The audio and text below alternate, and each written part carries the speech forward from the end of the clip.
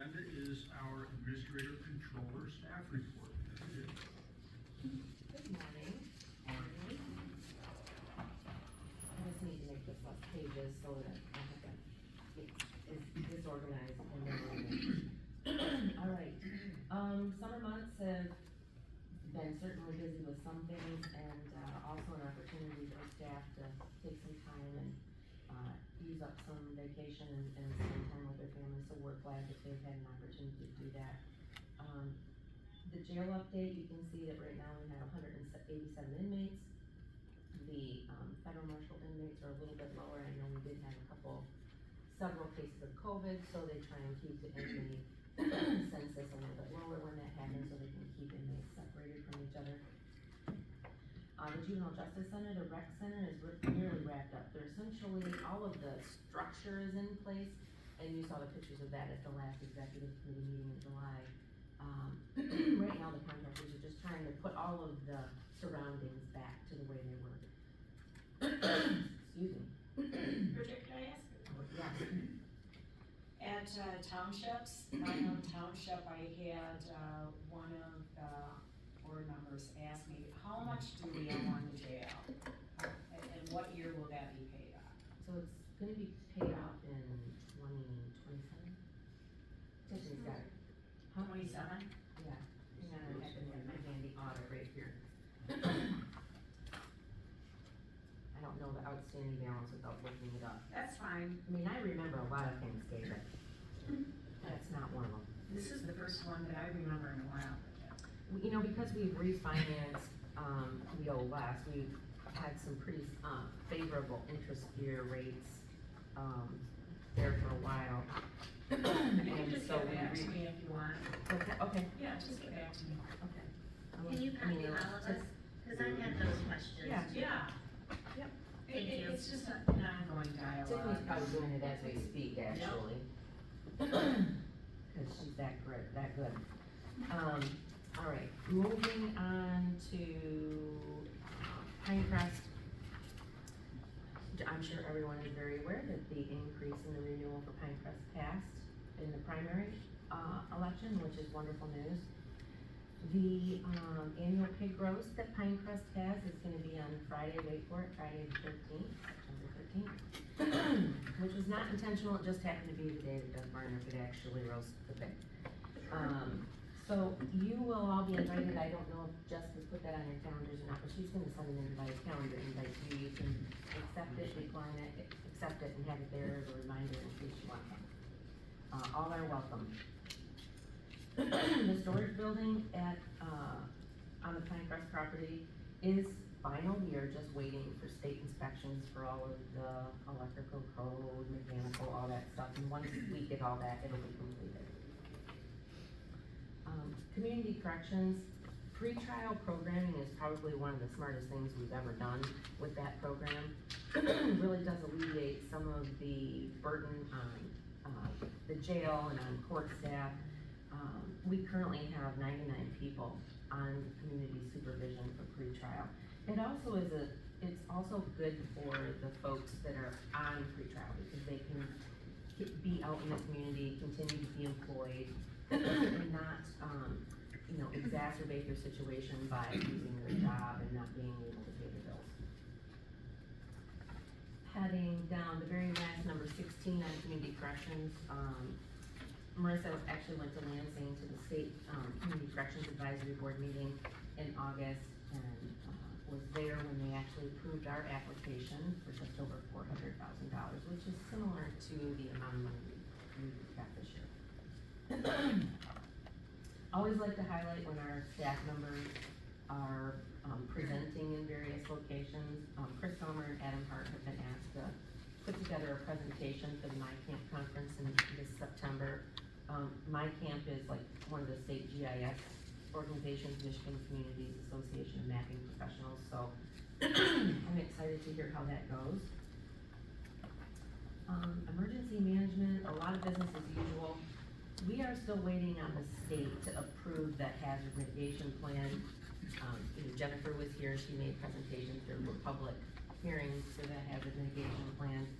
And it's been in their hands for a little while, but, you know, I don't know how long the process is for that, but then once it is done at the state level, it goes to FEMA for approval, so we'll be looking forward to hearing the result of that. Under finance and budget, it is budget time. We have a deadline on the budget calendar to have the, my recommended budget to the board by September 10th, which we will be able to meet. We are currently working on the 2023 popular annual financial report, which, when we got the award and the commentary on the one from 2022, all very positive. It's interesting and a little bit of a struggle because we're so familiar with Midland to try and put things in there that are interesting and yet informative about what's happening at the county for someone who doesn't really have a lot of idea of what's going on in the community.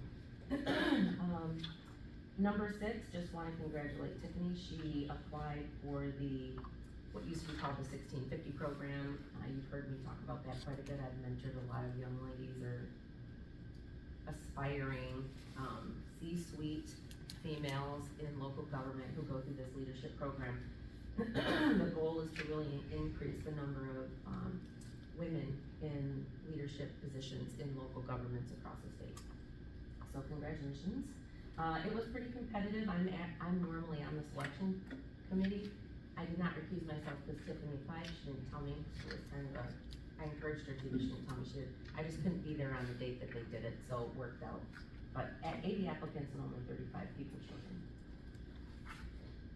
We are planning on having an auction, in September out in the county service parking lot. That's where we normally have it. We'll have quite a few things out there. We'll be keeping you informed on when that is going to be.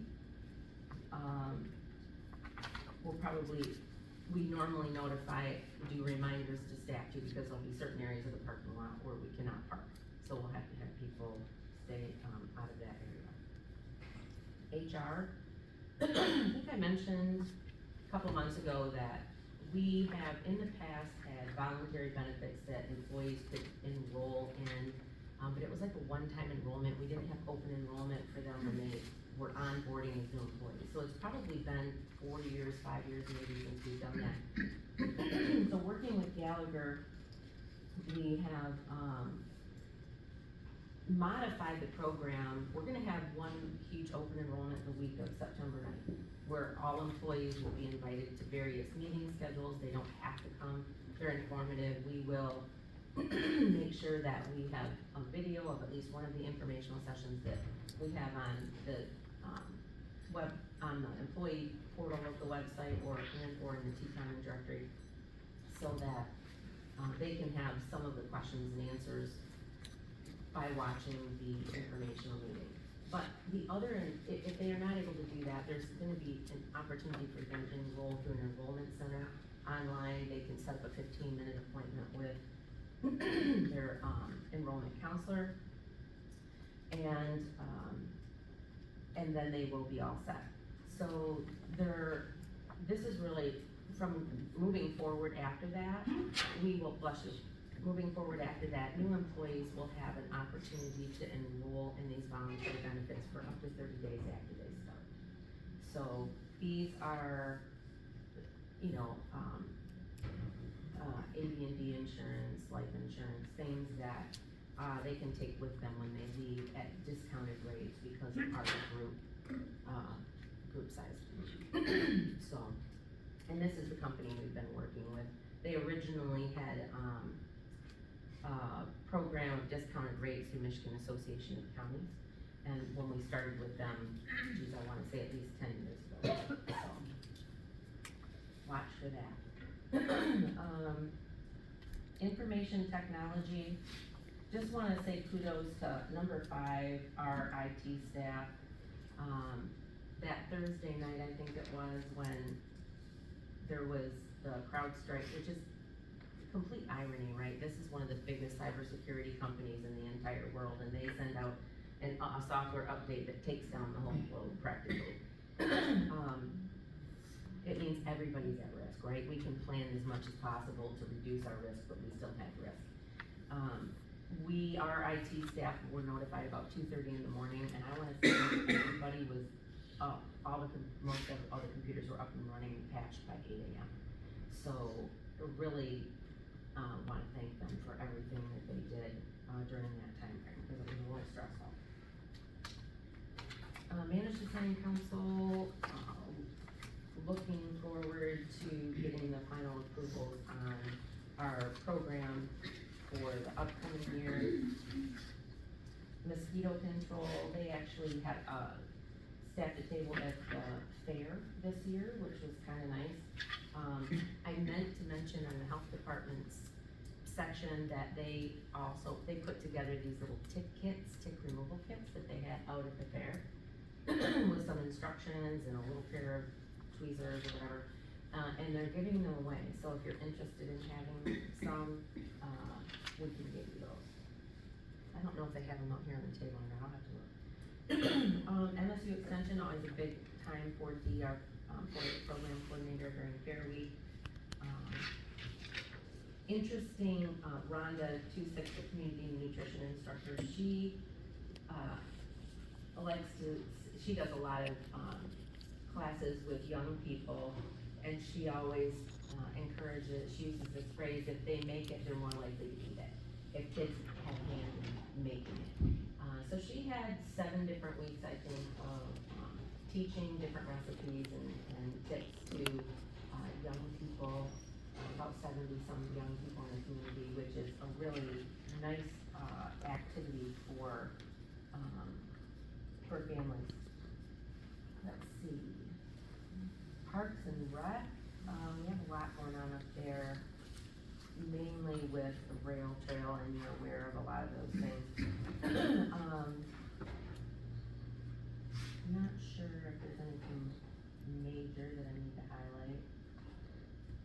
Public Guardian, Steve's part-time employee has been on maybe a month and a half now, 2 months at the most, and that's been very helpful for that office. I know things are going very well, so who never has a boring day, I swear.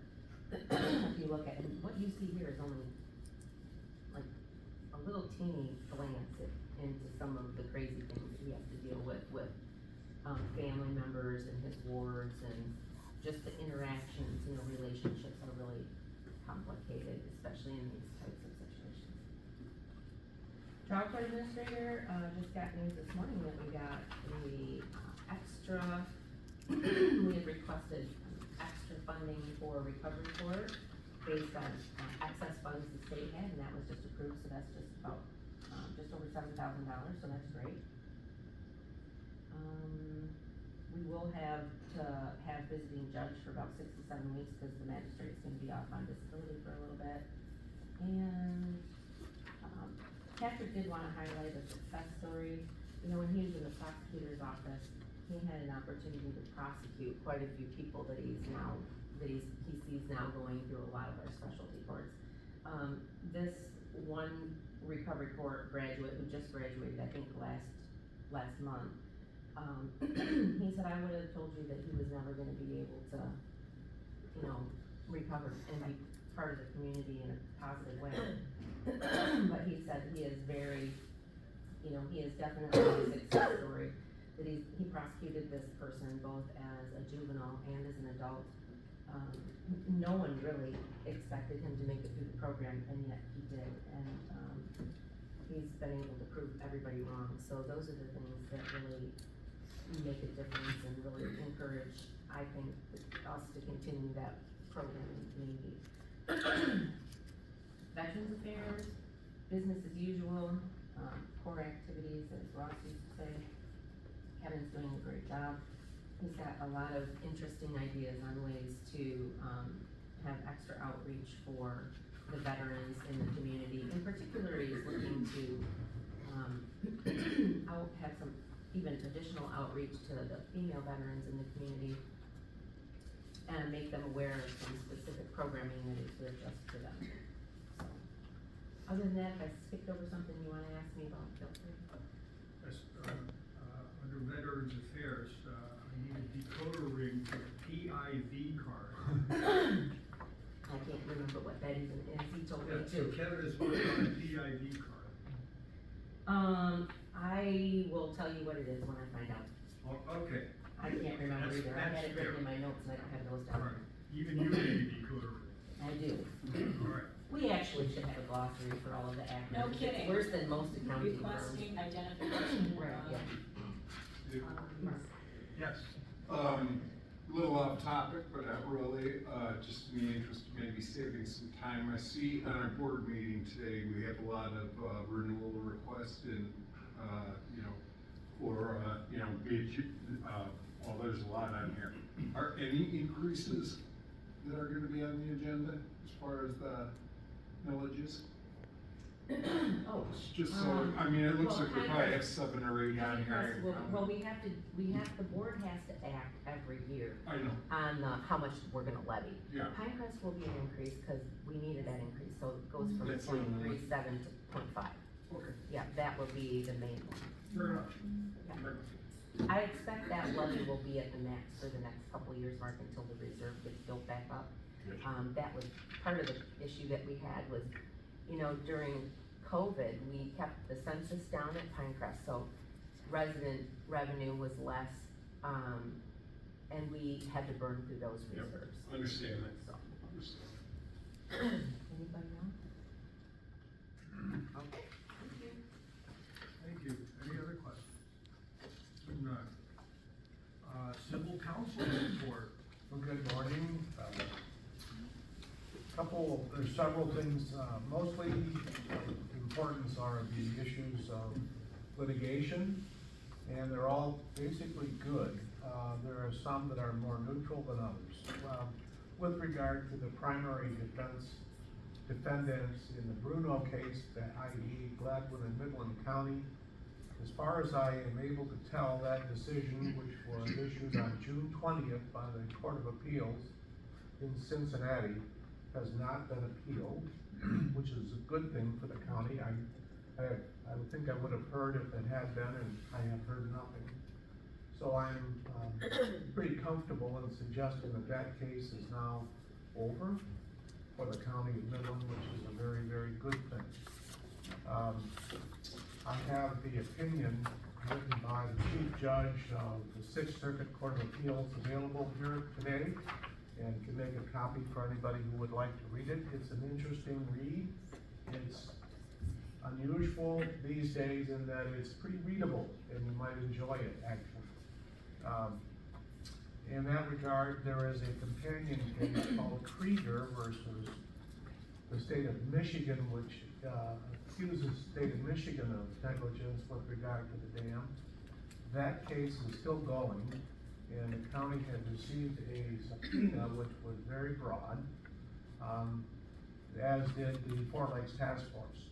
We chose to comply with the subpoena in areas where it was seemingly appropriate, and we did so, objecting to the rest. I did hear back from the attorney making the request, returned that call. They were apparently seeking some additional information, but they have not heard back, so I'm gonna let that sleeping dog lie, and hopefully we will not hear any more from the Krieger plaintiffs in that case. The other matters that are important to the county are the Huron Cove 1 and 2. Huron Cove 1, which is the initial claim by the Huron Cove folks objecting to the special assessment district, has been appealed. That is, the decision of Judge Beal was appealed to the Michigan Court of Appeals, and I just heard yesterday that our request for an expedited appeal has been granted, so it's on a fast track, but probably still will not be decided.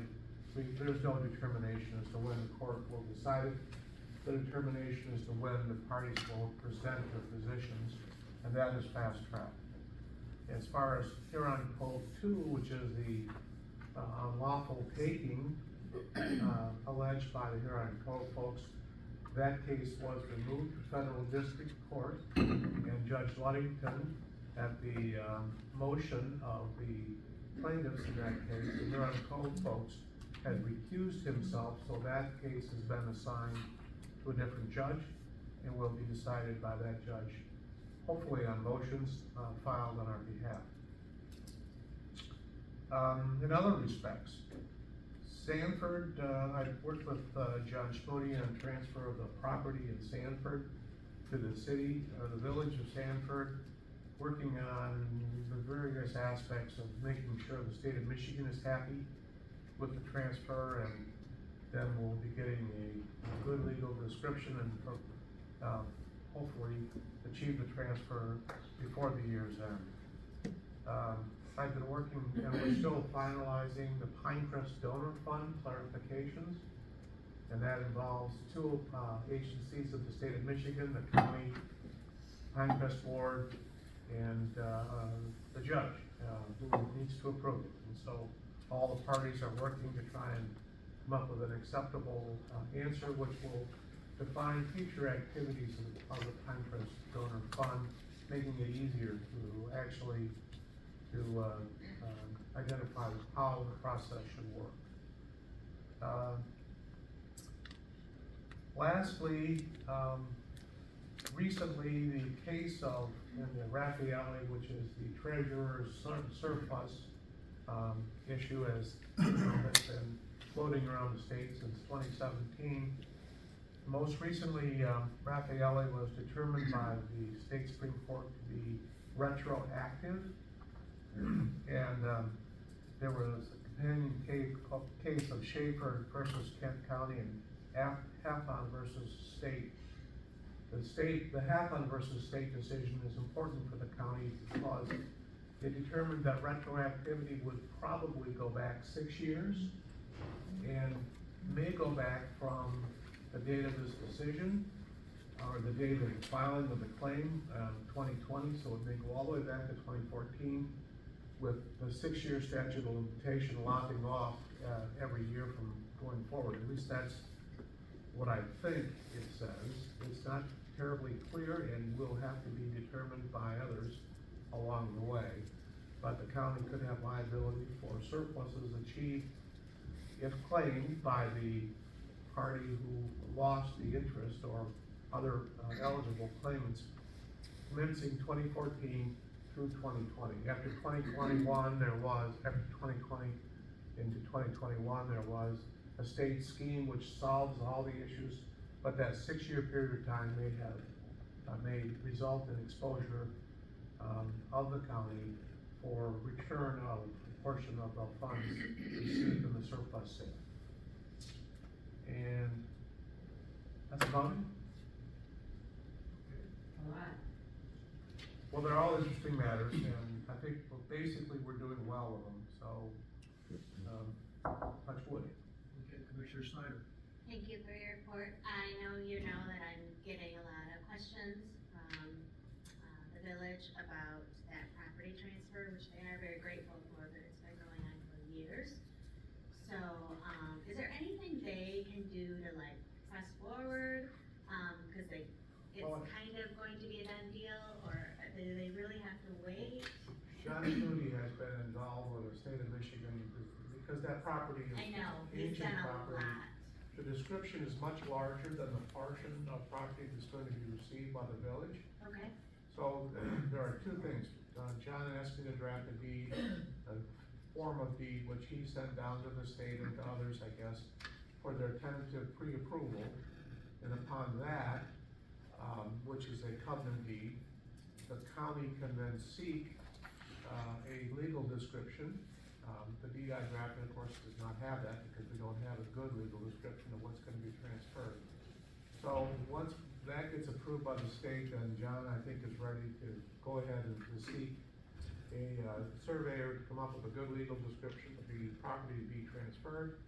And once that's done, I think we can transfer the property. So we're so you're feeling inching good along. about the end of the year, cause Dolores and Carl are both highly engaged and they're very active, so they're like, Right. what can we do to expedite this, and they're getting. The cost of the determination of the description for the real property is gonna fall on the village, Okay, not the county. they're because we're- happy to do whatever, happy they to do it. just wanna But move John forward. wanted to make sure that the state was happy and that we are not interfering with any obligations we may have, as a result of initially taking the property. So, that's all I can tell you, is it's kind of a DNR thing. But I can give them encouragement that hopefully it'll be done by the end of the year. I think as long as they can get a response from the DNR, then it's a matter of lining up somebody to draft a legal, do the survey and get the legal description. It's my understanding, it's been, John said it's just been the most challenging ever. It has been, to deal with the and DNR he is lately. trying to coordinate a meeting with a gentleman down there, a phone conference call with him and I, and someone from that office, and I wanna say his name is John Miggs, but I can't remember. I appreciate that. I know it's a headache, and they know it's a headache, and they all just wanna press forward. It's just that we're involved, when the state gives us property, they have all these restrictions Yep. and antiquities and other restrictions that are always there.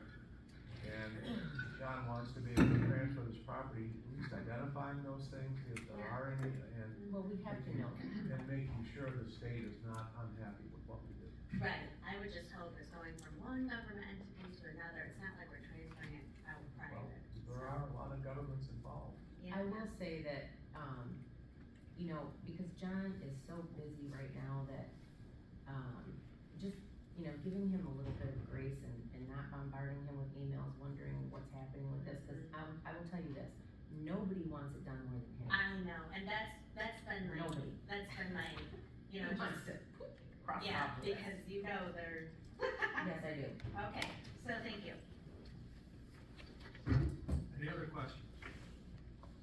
All right, seeing none, move on to Commissioner.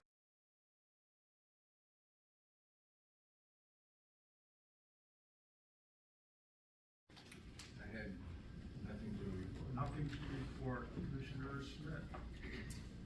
Dory, I'm sorry. No updates to report. All right, Commissioner Smith.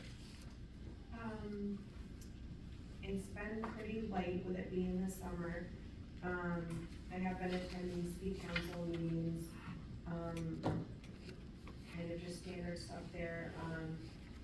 On the Monday, the July 22nd meeting, they talked a lot about, someone wants to buy and refurbish the Oddfellows Hall on Main Street and all the things that will go into that.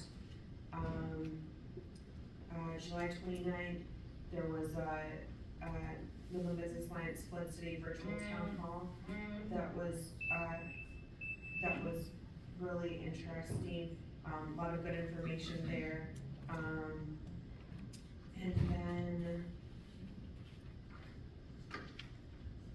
just some more city council meetings, and then yesterday, the 19th, was the Northern Michigan County Association meeting up in Ross Common. And it talked about, as Bill talked about, the concern about foreclosures and where that money's going and what that opens up the county to. We continued discussing, septic codes, is it gonna be every 5 years, 10 years at point of sale? And then how deep, the cost, and, yeah, so we just spent a lot of time more discussing septic codes, and then also spent time discussing, the waste management, and materials management plans for the counties and concerns about that. That's all I have to report. Thank you. All right, Commissioner Snyder. Yes, thank you. So things have been quiet for me as well. I took some vacation, so it's been nice. The road commission has had some, items with the Bailey Bridge. Some things were gonna be more expensive, so John has taken it upon himself to, seek out some alternatives, and that's been progressing well and keeping the costs down. There was a car accident related to the Bailey Bridge here recently, so, just, exciting stuff going on up there, or over there, but the road commission's on it, and it's my understanding that no one What was bridge was injured. that again? The Bailey Bridge, the one that, is going to be, Yeah. not motorized, It's historical. beautiful. Yep, so it's pressing forward, but just some really odd things with that lately, but, the road commission, of course, is on top of it. And then we did have Fair Week, and I just like to walk around in my normal fair clothes and go to all the county booths. And they did wonderful, and I did pick up a ticket, and, And I did just wanna pass along, from the, you know, in Coleman, we have a lot of farm, a lot of 4-H involvement, and they couldn't be happier with Dee. They just had kudos and praise and just a lot of good information, and I just wanna say thank you. The county, I believe, is well represented there, and I did stop by the health department, I did stop by Jennifer's booth. Of course, Jennifer knew who I was, so, but the rest did not, and I just like to see their interaction with the community, and, great job, great representation is up there. And I'll say that for county, so that's it for me. Very good, thank you. Commissioner Bowman? Nothing to report. All right. Commissioner Terwilliger? Well, attending the recent, on July 24th, Community Corrections Advisory Board. That's a quarterly meeting. It's a great meeting. So many collaborative partners that are functioning well, communicating well. A lot of programming. That's the specialty courts, and then TRICAP, and all of our courts. And there's Patrick in the back. He's part of the team. We are the best practices in the state. You know, I've said that before, and we're the template that others want to follow. Great meeting. There was an active assailant training, and Patrick kind of spearheaded that, and I stayed for a part of that. It was basically that SROs were doing the training for that, as well as they did one that was in Coleman, trying to keep the courthouse safer. And I think that that's really a good way to do that, and Patrick will probably, I don't know, we'll do those probably at least annually, I would think. It was packed, it was in Judge Allen's courtroom. Business as usual at Recovery Court in Pinecrest, DHHS, as well as the township meetings. Lots of questions coming. I think it was a shorter meeting, and Commissioner Twilliger was there, so,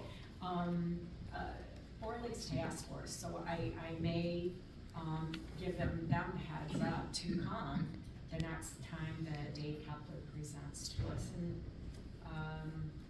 that's about it, thank you. Thank you. And for me, I've hit my various townships. Things are pretty quiet in the townships.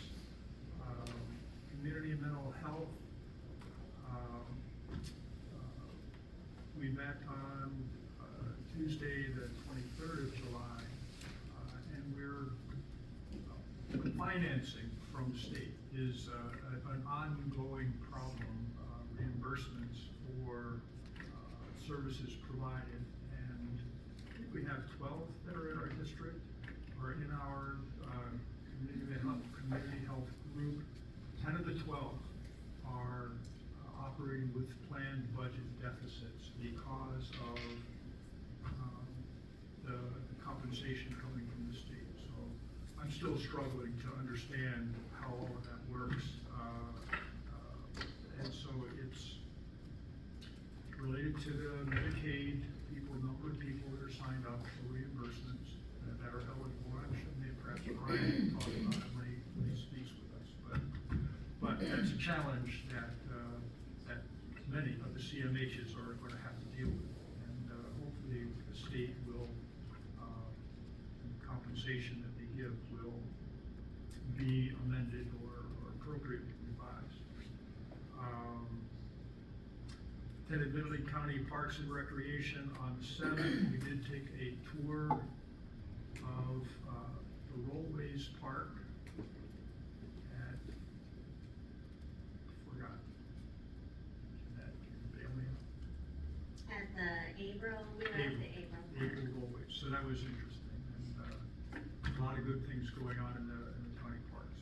So that's pretty much all I have to report. Move to adjourn. Support. All right, and then we are, the meeting is adjourned until Tuesday.